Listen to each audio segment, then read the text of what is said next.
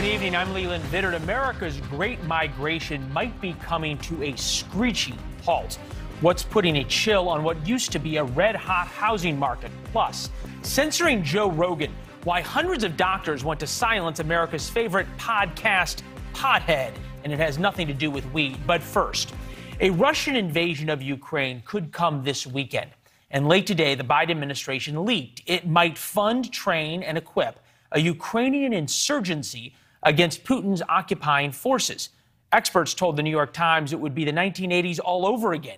That's when the U.S. backed the Mujahideen fighters in Afghanistan. They eventually beat the Soviet Red Army. From the New York Times' excellent reporting, both Defense Secretary Lloyd Austin and Mark Milley, the chairman of the Joint Chiefs, have warned their Russian counterparts in recent telephone calls that any swift Russian victory in Ukraine would probably be followed by a bloody insurgency, similar to the one that drove the Soviet Union from Afghanistan. It's difficult to explain how big of a shift this is for the Biden administration that pulled out of Afghanistan last year and in the past couple of weeks made clear they would not commit U.S. troops to defend Ukraine. The Ukrainian army remains badly outgunned by the Russians, who continue to mass tanks, aircraft, and 100,000 troops on its border. Most importantly, as you can see from this video, things have changed on the border. It's cold there right now. You can see all the snow. So cold, in fact, that the ground is frozen, making it far easier for Russian tanks and support vehicles to roll through the Ukrainian countryside. The timing coincides with new intelligence from the Pentagon that Russian intelligence operatives have moved into Ukraine over the past few days. Former National Security Advisor John Bolton is with us to explain what it all means, but we start with the news. Kelly Meyer in Washington with why the Pentagon would show its cards to the Russians. Good evening, Kelly. Good evening, Leland. Well, the Pentagon is willing to expose its sources and methods to prove to the Russian that they know what's going on here. Today wasn't something we see often from the military podium, so clearly they're confident enough in the intelligence to say that this is a credible threat from Russia. Here's the Pentagon spokesman confirming the news to me earlier today. We have information that they've pre-positioned a group of operatives to conduct what we call a false flag operation, an operation designed to look like an attack on them or their people or Russian-speaking people in Ukraine, again, as an excuse to go in. And Leland, he wouldn't go into exact detail on what kind of operatives, but if it's anything like the 2014 invasion, it's members of Russian military intelligence to create a pretext for invasion. Leland? Yeah, I met a couple of those Russian intelligence operatives back in 2014 when I was in eastern Ukraine. Back then, the Russians were putting out disinformation, about attacks on Russian citizens, talking about how synagogues were burning when they weren't, as a pretext to invade. Now we've added this possibility of some kind of cyber attack by the Russians as well, where they wouldn't have to fire a weapon but could still create a real conflict. Yeah, Leland, one of my sources told me this was something to look out for, that Russia was going to use cyber attacks to spur a response from Ukraine. Basically, they're trying to disrupt Ukraine's capabilities, not just intimidate them. The Pentagon tells me they assume there are going to be more of these. Leland? Yeah, so far the Russians haven't seemed to been given a reason, I guess I should say, to stop. Kelly Meyer, could be a long weekend in Washington for you and your team. Thank you very much. Former National Security Advisor John Bolton with us now. Mr. Ambassador, good to see you as always, sir. We appreciate it. That's not the ambassador.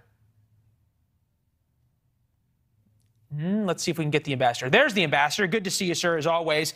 Finally here. From the beginning, this New York Times reporting that the Biden administration's now going to fund the insurgency. Shot across Putin's bow, does he care? Well, I think it's part of the same strategy that so far has failed to deter the Russians, whether it's threats of economic sanctions or guerrilla warfare after Russian troops come across the border. All of these threats follow Russian military action. And let's face it, Putin has a recent history here where threats like this from the United States and the West are not carried through. In 2008, in August, the Russians went into Georgia, carved out 2 provinces. In 2014, Russia annexed the Crimea from Ukraine and took over a substantial part of the eastern sector of the country, all without significant consequences. So threats for action by the West after the Russian military moves, I think Putin is discounting. I think that's why Biden's strategy is wrong and unfortunately not likely to deter Putin. All right, so it kind of answers my second question, which is Putin wants the Soviet Union back together, or as much of it as he can put back together. Sounds like you think he's going to do it. In that case, is it worth committing U.S. troops and American boys to actually confront the Russians on the Ukrainian-Russian border? Well, I don't think we have to do that yet, but I think what we've got to do before the Russian troops cross the border is show to Putin in real time that the costs to him are going to be much higher than he thinks they are now. So, for example, this would include rushing substantial amount more weapons supplies to the Ukrainians, moving U.S. and NATO forces into Ukraine to train and work with the Ukrainian army, not because we expect them to fight, but because we want those Russian generals on the other side of the border to think about what it may mean when they see American flags in their way. Send Lloyd Austin and Mark Milley to Kiev for consultations. Cancel the Nord Stream pipeline now, which the Senate decided against last night. You've got to say to Putin right now, your costs are going up. We want to stop this before the Russian troops come across the border of Ukraine. And we also want to tell Putin that messing in other countries in the gray zone between NATO and Russia, Belarus, Moldova, more on Georgia, Armenia, Azerbaijan, are also off limits. And I don't think that message is clear. Putin has the momentum now. He's the one who's pacing this. And I think he may be hoping that we're obsessed on Ukraine. He may well try something else. That's a good point in terms of other places he might try as in this head fake. I know you brought up Kazakhstan in an op-ed in the Wall Street Journal. Rebecca Grant wrote on FoxNews.com, Putin is picking a fight he can't win with Ukraine. Moving on Ukraine will hurt Russia badly, push Ukraine, and Russia will end up as a pariah state stuck with China and Belarus as the only major trading partners. Russia's tiny, low-growth economy can't take it. Is that enough of a deterrence? And frankly, should the American public really care whether or not he takes Ukraine? Well, it's not a deterrent. You know, as long as Russia can sell oil to China, it has a huge market for its most important product. And as I said a moment ago, I don't think he's deterred by the threat of sanctions. I'm not at all sure, for example, the new German government is really prepared to take strong steps. They're certainly, at this point, they don't seem to be prepared to cut off Nord Stream 2. And again, let's just take Ukraine. People are imagining a full-out invasion where Putin tries to conquer the entire country. What if he just goes in and takes another big chunk of it and stops? I tell you, a lot of Europeans and a lot of Americans will say, oh, that's not nearly as bad as it could be. We don't want to cut off relations with Russia. Let's not have strong sanctions. It goes to my point. Putin is calling the shots here, and Biden is simply responding. We're on defense at this point. You make a great point, because that's exactly what happened in 2014. I was in eastern Ukraine. They rolled in. They took about 30 or 40 miles, and everyone thought, oh, they're going to take the whole eastern half of the country. And when they didn't, everyone was like, okay, fine. And they moved on after a month or so. President Obama let him have Crimea, really, without even firing a shot, quite literally. I want to get to two more things real quick.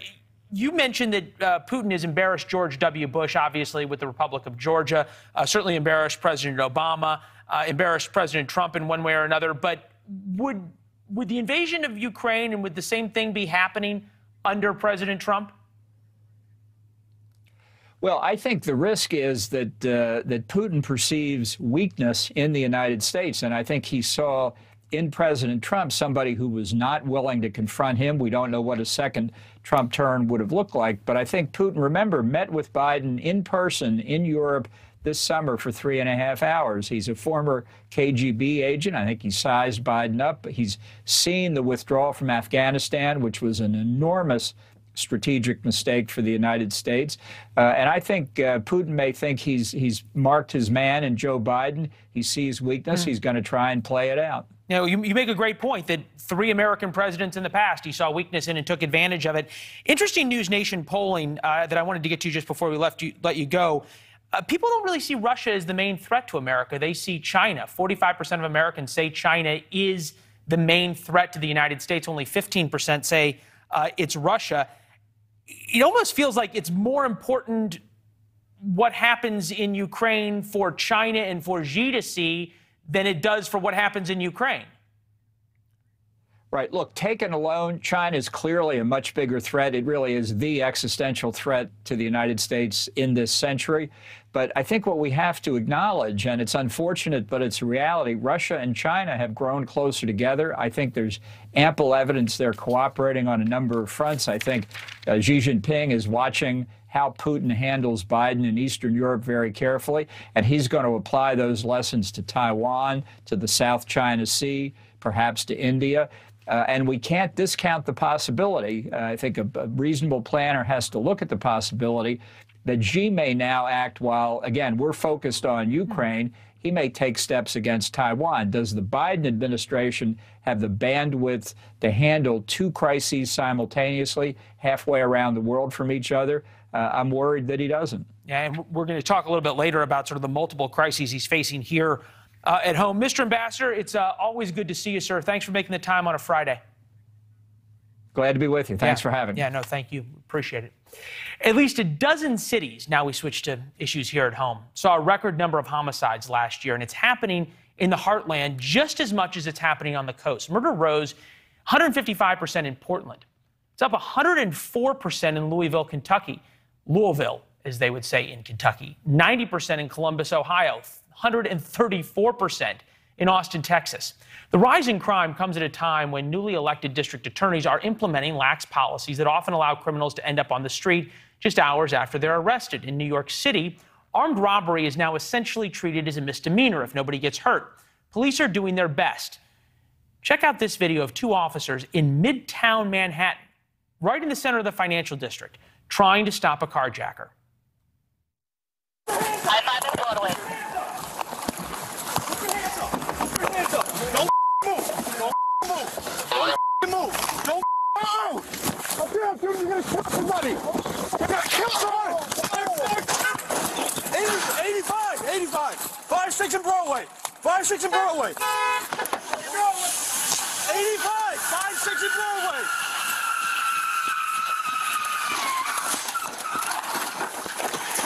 Go, Central.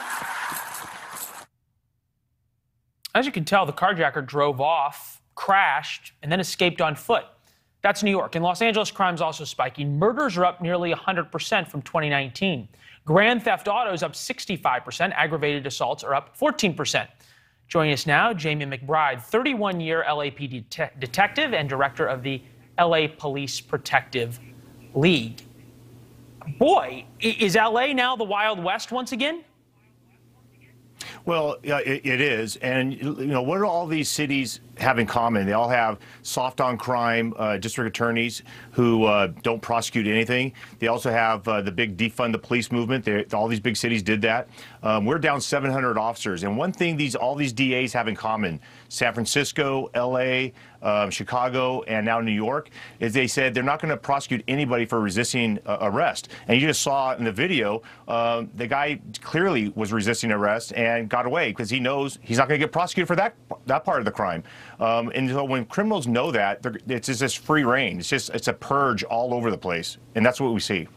It was interesting to me, you say about people know they're not going to get prosecuted for resisting arrest, but this headline struck our view. LA cops go over woke DA George Gaskin's head and get feds to file murder charges against 4 F-13 gang members who killed off-duty officer over fears his liberal reforms would have resulted in lenient sentences. You guys don't even trust the DA to charge a cop killer. No, absolutely not. And I'd like to thank LA County Sheriff Villanueva and his homicide investigators for making the arrest and also going and seeking federal prosecution, because nobody has confidence in our district attorney, George Gascon. He's soft on crime, and he's an advocate for the criminals, not the victims, and we clearly see that. So I do praise the LA County Sheriff's Department for doing that. And be quite honest with you, George Gascon doesn't believe evil exists in the world, but it does. And there's only 2 places that evil needs to be. That's life behind bars or 6 feet down. And in the case of Officer Arroyos, I don't think life without the possibility of parole should be an option. I think the federal government should seek the death penalty in this case and make an example that we're not going to be soft on crime and federal prosecutors are going to do their job. Given the current DOJ, I'm not sure your wish is going to come true, but I understand the sentiment, certainly. If police officers, you point out 700 officers down, obviously in Chicago, hundreds upon hundreds of officers have retired or gone to work in Florida and other states. We're understanding that gun purchases, even in sort of deep blue California, are way up. Yes, I even have some very liberal friends who contacted me and asked me to go with them to purchase firearms so they know which firearm to get. What was that? I'm just wondering what that conversation, were you surprised when they called you? Because certainly you'd had conversations with them before where they didn't like guns and wondered why people wanted to own guns. Exactly. Well, they see exactly what's going on, that all these acts of violence are random. Jackie Avant, Beverly Hills, killed in her house. You have a police officer looking for a house to buy. He's killed. We just had a lady in Hancock Park killed in a furniture store, and that's a very affluent neighborhood in Los Angeles. The acts of violence are so random, it's scary. And so everybody wants to protect themselves because, unfortunately, we are down so many officers, we can't keep everybody safe. And I was telling people recently, we had a recruit that graduated 4 weeks ago. Forgive me for interrupting, but you say we are down so many officers, we can't keep anybody safe. Is the problem that you're down so many officers, or the DA won't charge the bad guys? If you had a full complement of officers, could you keep everybody safe? Well, no. I mean, the number one thing is we can have 100, 1,000 more officers. If the DA is not going to do his job and prosecute these criminals and they're going to get released back out, it's a revolving door. It's like a merry-go-round. And that's what we're seeing. The criminals are getting, we have people calling the station saying they see the person that assaulted them, that got arrested the day before, already out in their neighborhood walking around, and they're scared. Yeah, understandably. Why they're scared, it's sort of a two-part question, but is there, it doesn't seem like there's a way for this to end without a new DA. But even if tomorrow you had a new DA, and in fairness, there are some cities that are now electing different DAs and different mayors and putting different police chiefs with different policies in effect. How long is it going to take to turn around? Well, that's a start, but now we're down over 700 officers, and we only had 30 people starting the academy next Monday. That's it. That's all we can muster up. And we had a female recruit that recently graduated 4 weeks ago, worked one night, called me and said she's resigning because it's too violent. And that's somebody who had training for 6 months before she got released, on patrol. So we can't find enough people that want this job now because of this defund the police movement, and they see there's no backing with the city leaders. How bad could it get? Well, I think that we've already had numbers that we haven't seen in 20 years in homicides last year. And this year's already started off with a lot of homicides just in the month of the first 3 weeks of January. I think it's going to continue to get worse before it gets better. And I think that we need to make some changes quickly. I hope people in 2022, when they go to the ballot box, they vote for safety. And that should be number one. Yeah, we're going to talk a little bit about President Biden's domestic policy. We know that part of his approval rating is just the fact that people feel scared. So it's certainly playing in. Lieutenant, really appreciate you joining us. LAPD Detective Jamie McBride with us. It's good to see you, sir. Thank you. Thank you. Yeah. Coming up next, ending the pandemic may be more up to us than the scientists. We're going to tell you why. Plus, doctors and scientists are outraged. His guest is fact-checking him on his own show. So what did Joe Rogan do now?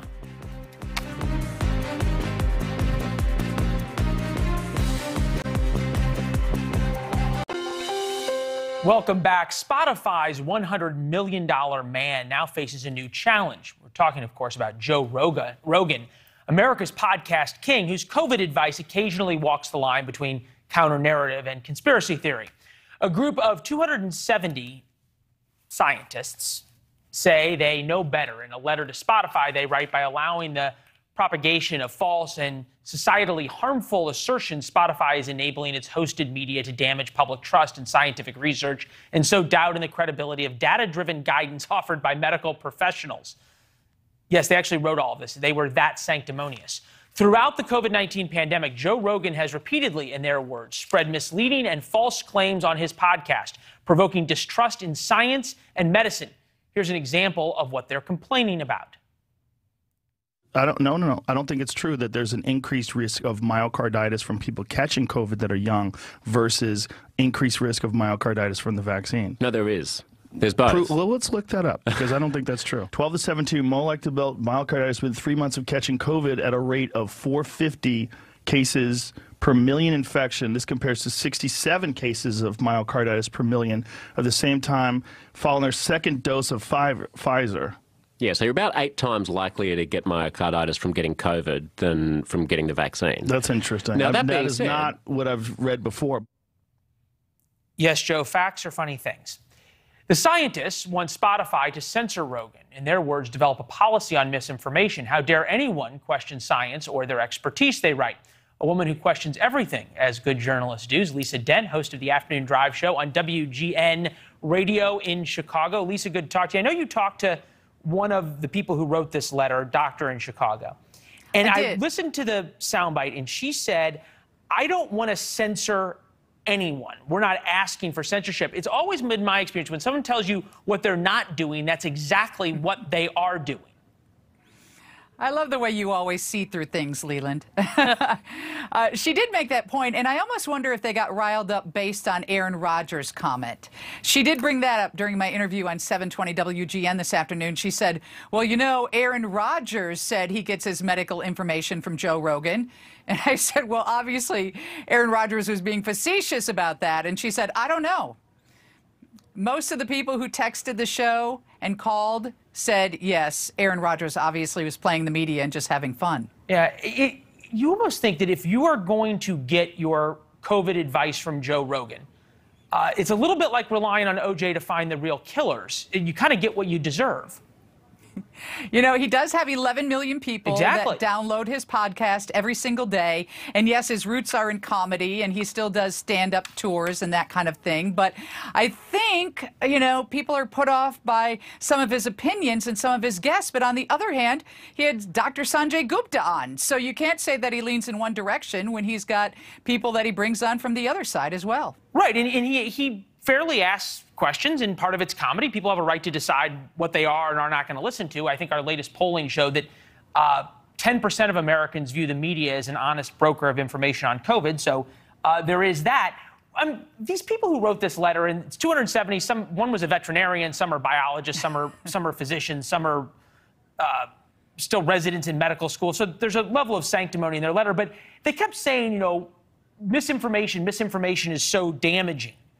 But when you talk to your doctor, was she able to tell you who gets to decide what is and is not misinformation? No, not at all. And I'm glad you identified that I have a female doctor, because I do. But the issue for them is they believe he's spreading false information. And the idea that he's spreading false information leads them to the thought that they need to put a warning or a disclaimer on the show. That's what they're asking of Spotify. They did say they didn't want to censor him, but they wanted a warning to go along with it. But when you're a $100 million employee, you get paid that much because you're a superstar. And I think the end result is Joe will be able to call what's done on his show. Yeah, there's that old joke, right, that if you owe the bank $1 million, the bank owns you. If you owe the bank $1 billion, you own the bank. If you work for Spotify as a normal employee, Spotify owns you. If Spotify has to pay you $100 million, you may own Spotify in a way, because they've got to make the money. They've got to make the money back. It does bring up this issue of responsibility, right? Do you and I have a different responsibility than Joe Rogan does? Therefore, do our employers have a different responsibility to make sure what we say is within certain riverbanks? I would think so. It depends on the credibility of your company. I do know that a lot of people in our industry, if they're on social media platforms, they actually put a disclaimer on their Twitter page that says these opinions are my own. They're not the opinions of my employer. I see a lot of people in media do that. I don't see that on Joe Rogan's page. So his opinions are his own, and Spotify chooses to air them because it makes a lot of money.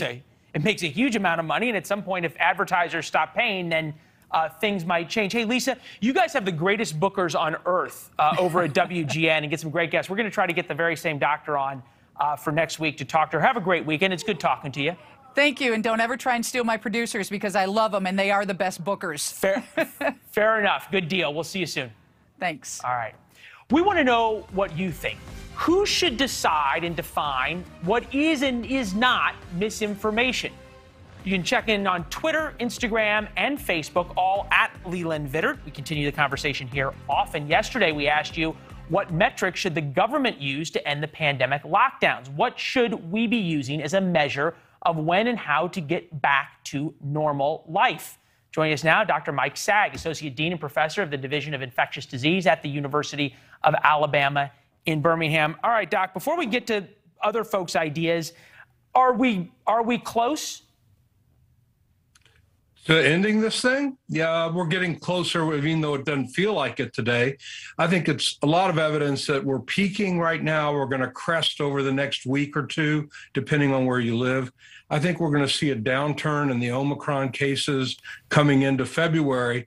Then the question is, what's next? And nobody knows. So you talk about where do you get your information? Nobody can predict that at this moment in time. We just have to hope for the best and hope that when, as Omicron fades, that we get to some lull in the action where we can start returning to some degree of normal. You may be the most honest doctor that I've talked to during the pandemic who says we don't know, because nobody's willing to say that in medicine about we don't know how this is going. Everybody's got an answer, but how long can we live in this world of emergency, if you will? And we talked to a lot of viewers who said, hey, look, when hospitals are no longer overrun, let people get back to their normal lives and make decisions for themselves. If hospitals are not overrun, is there any medical argument for continuing the state of emergency? Well, let me flip your question a little bit differently and just ask the question, what can we do as citizens to help us get out of this mess? The Omicron hit us. It was a surprise in some ways. It didn't show up really to the beginning of December, and look where we are now. So there's no way to prepare for that type of thing. But what we all can do is learn facts about vaccinations and get vaccinated. I know it's a choice, but it's a good choice. And ask yourself the question, what if we didn't have a vaccine? How much worse would this be right now? And it would be horrible at the moment. The more people that get vaccinated over time, the less likely that this thing can take hold. When these outbreaks happen, and this is a huge one, then we go back, I wouldn't say to lockdown, but just being smart. When you go out, wear a good mask, try to avoid large crowds, take care of yourself for the short term. And as the storm starts to subside, then you can re-engage. It's just common sense. I get that. But, for example, if I'm vaccinated, which I am, and I also almost died from COVID. So if I'm vaccinated, and the chance of me dying at this point is statistically insignificant because, as you point out, vaccines work. We're not smart during flu season. We all go to concerts and go out to eat and do all sorts of things, never wearing masks during flu season. If you're vaccinated, why do you need to be smart? Well, I think there's a couple things here. One, you're right. And I had COVID too, and I got vaccinated. I think you and I have some of the best immunity that we could have. So you're saying if we know we have that shield, if you will, can we just go about normal life? And in a way for ourselves, perhaps.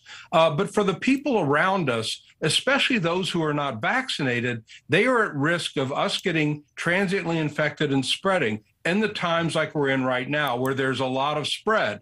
So I think we're responsible for ourselves for sure, but we're also responsible to members of our family, some of whom may be immunocompromised, and to the people around us at work and in other places. As you point out, getting vaccinated now is very easy. Not getting vaccinated is your decision. How long do we all collectively have to suffer to protect those who decide not to get the vaccine? And you think about the information issue, 50% of Americans don't trust the CDC. Only 30% trust Dr. Fauci. How is it possible to continue this, you got to protect everybody else thought process? Well, it's difficult. And I think something we've seen with this outbreak that to my career, which is now 40 years, that I've never seen before, is that we have a tax on the trusted voice, be it CDC or Fauci. We've not had that to this degree or in this kind of way in the past. And that, combined with some misinformation to the last segment, leads to a lot of confusion in the general public. Yeah. I think at raw base, we can trust our individual physicians as a rule, and we can read critically and try to understand what facts are there, true facts, not what might be peddled by one person or another, right? No, so this is what we have to do over time. Yeah, no, I definitely agree with you. I think for the layperson who's gone through, don't wear a mask, get vaccinated. You don't need to wear a mask, get vaccinated. You won't get COVID. Get a booster, wear a mask. Now get the vaccine, but you can still get COVID. Confusion is understandable at some point. Unfortunately, Doc, we got to leave it there. But as I said, I appreciate the candor. We're going to have you back to talk about this because, as you point out, it's not over. Great. Thank you very much for having me. All right. It's not just COVID. It has been a rough week for President Biden. So what's he going to do next week to change things? We'll let you know and see if it's going to change anything.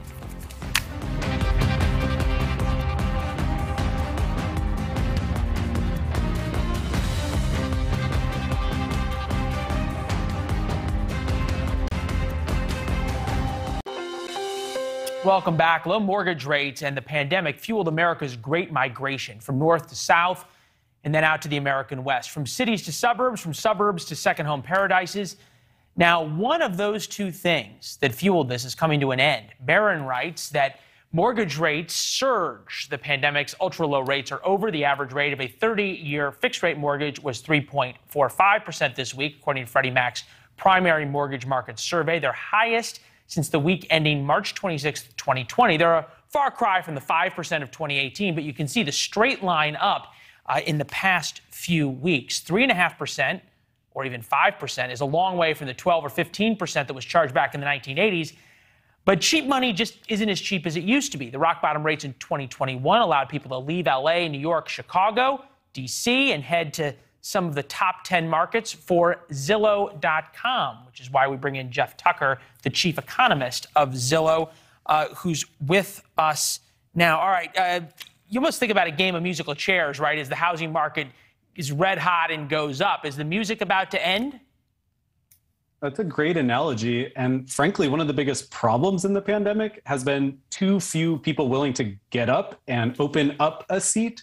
So we still have this incredibly low inventory that is, frankly, the main cause of rapidly rising prices. I'm glad you bring up interest rates, though, because they are making it much more difficult to afford homes, especially in very costly markets like LA, San Francisco, San Jose.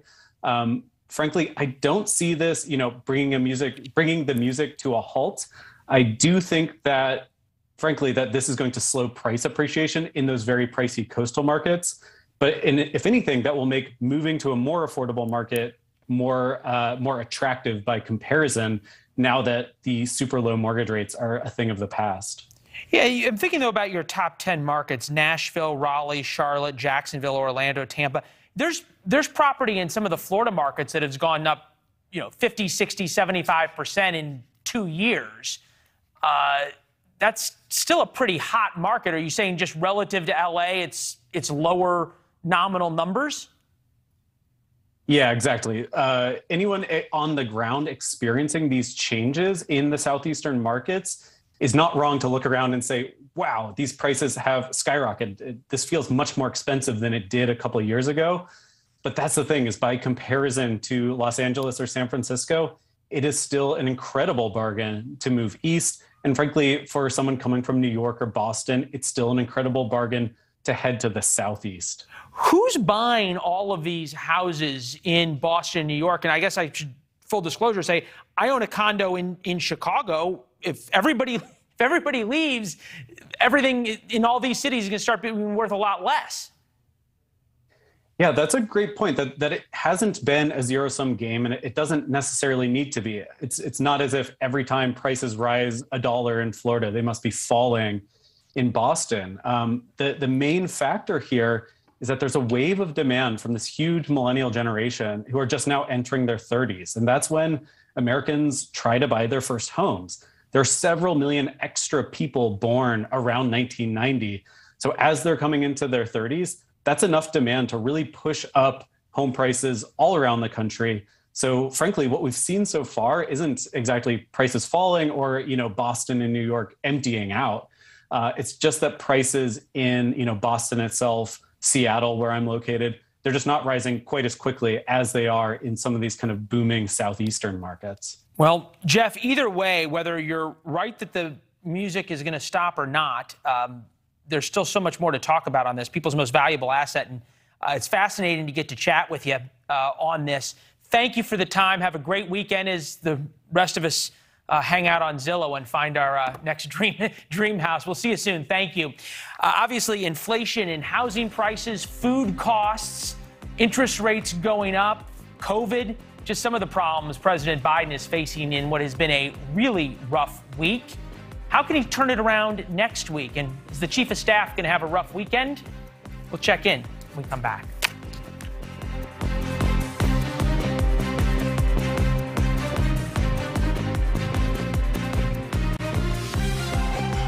My infrastructure law includes a total of $40 billion in funding for bridge improvements.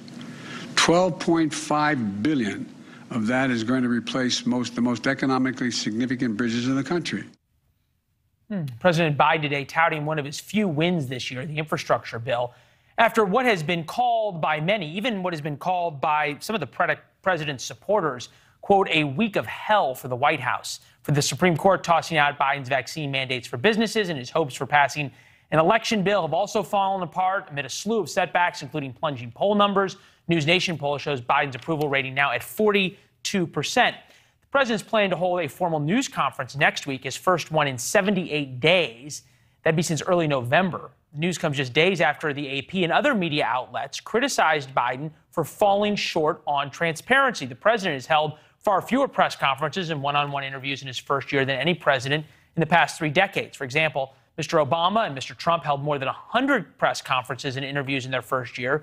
Mr. Biden is at 31. Let's bring in Jose Aristimuño, former Deputy National Press Secretary for the DNC. Good to see you, my friend, as always. Thank you. Hey, in fairness to the White House, keeping Joe Biden in the basement for the 2020 campaign worked. You didn't see him much. He wasn't really out there. He certainly didn't do a lot of interviews. Why hasn't that strategy worked for the first year of his presidency? Look, I think first and foremost, we got to look at the numbers. And I get it. The media is going to make the president's polls like something horrible, and it's a horrible week for Joe Biden. But the fact of the matter is that the unemployment rate is the lowest it's been in decades. We've created millions of jobs. We've created millions of jobs. And Jose, I hear you. But for some reason, the American people are not translating any of that into support for the president. Well, it's very simple, because there's no question that we're facing inflation. I think that's a fact. So when people go to the grocery store, when people go to the gas station, they're mad, and I get that. Well, they're mad about inflation. They're mad about COVID not being over after the president said he was gonna. We just went through the worst pandemic we have seen. So this is not just only the United States. Number one, let's be optimistic here that we've recovered the fastest out of any other country in the world. Number one, we're leading the fight against COVID-19 and all the different. Jose, I get the talking points, man. Like, I get that. But at some level, we got to admit that it's been a really awful week. I mean, even some of the president's biggest friends in the media say that. Take a listen. They are on a very big losing streak. They're going to hate this framing, but the things they've tried to accomplish haven't worked out, and they're having a hard time putting points on the board, John. I know they're never supposed to look at the poll numbers, but my goodness, every time I think the White House thought they've hit bottom, there seems to be a new bottom. The country is frustrated. His party is frustrated. We're 2 weeks into a midterm election year, a few days away from his one-year anniversary of inauguration, and it is black. It is very dark for him right now.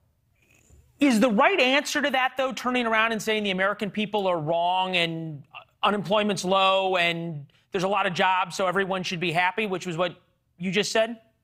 Well, I wouldn't say people should be happy, but I think number one, we got to see all the numbers. Again, unemployment's down. We've reduced the child poverty rate by 50%. So there are good things that are happening today. Do we have to fix the inflation challenge that we're facing as a country? 100%. But that's just not the United States of America. That's the whole world. That's the whole world. Let me just I get that. You think about what's going on at the White House this weekend. You think about Ron Klain, for example, the White House chief of staff. How is he going to get a win? Because normally what you do in a time like this is you dispatch the vice president out to go knock some heads and try to rally the base and get everybody together to go ahead and vote for something. They put out Vice President Kamala Harris, and this is what came out of that interview. Take a listen. Does the administration say, you know what, this strategy isn't working, we're going to change strategies? 6 former administration officials last week wrote that open letter urging the administration to change course, to change strategy. Is it time? It is time for us to do what we have been doing, and that time is every day. Every day it is time for us to agree that there are things and tools that are available to us to slow this thing down. The White House just can't catch a break. Look, I'm not going to speak for the vice president, but what I can tell you is we're still early. We're still very early before the midterm elections. I am very optimistic that come November, number one, Democrats are going to do just fine. Okay, we're going to continue to fight inflations together. But you know what? If Republicans choose to work with Democrats, maybe we can get there a little bit faster. We have marked the tape, Jose. We'll see you probably before November, but certainly afterwards. Either way, for a victory lap or the post-mortem. We'll see you soon. Thank you. All right, thank you. You're not going to believe this, but we have found a Twitter censorship feature that we like.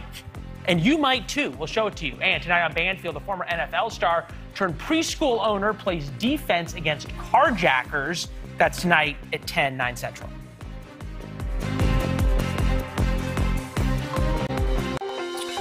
We talk a lot about big tech censoring or not censoring, what they choose to show you or not, who's deplatformed or not. We aren't big fans of big tech or big censorship here, but it turns out Twitter has a feature that actually protects you from people who don't like you. As usual, we asked for your thoughts on a few of our segments this week. Got some great replies. Thank you. Keep them coming. But when I was checking my Twitter today, there was a line to show additional replies, including those that may contain offensive content. And as a curious journalist, I just couldn't help myself but to click on it. Twitter is an interesting place. Porter Rockwell wrote, "You still around? Nobody likes you." Followed up, "Sorry, that was rude. All you Fox guys that went after Trump, notice where you are now. Maybe that was a mistake." No need to apologize, Porter. Thanks for noticing. Yes, I'm still around. And more importantly, happy to be here with all of you. And Porter, we're glad you're watching, even if you disagree. That's the point. Then there was Hannah Taylor Noren. We asked who would be better in 2024 than a 2016 rematch of Trump versus Hillary. Can you just run, she wrote. Thanks, Hannah. Well, the great thing about this job is only having to have the question. So I'll stick to my day job. Have a great weekend. We'll see you next week. Enjoy Dan Abrams. He's next. Thanks for watching. Click the red subscribe button below so you can get more of NewsNation's fact-driven, unbiased coverage.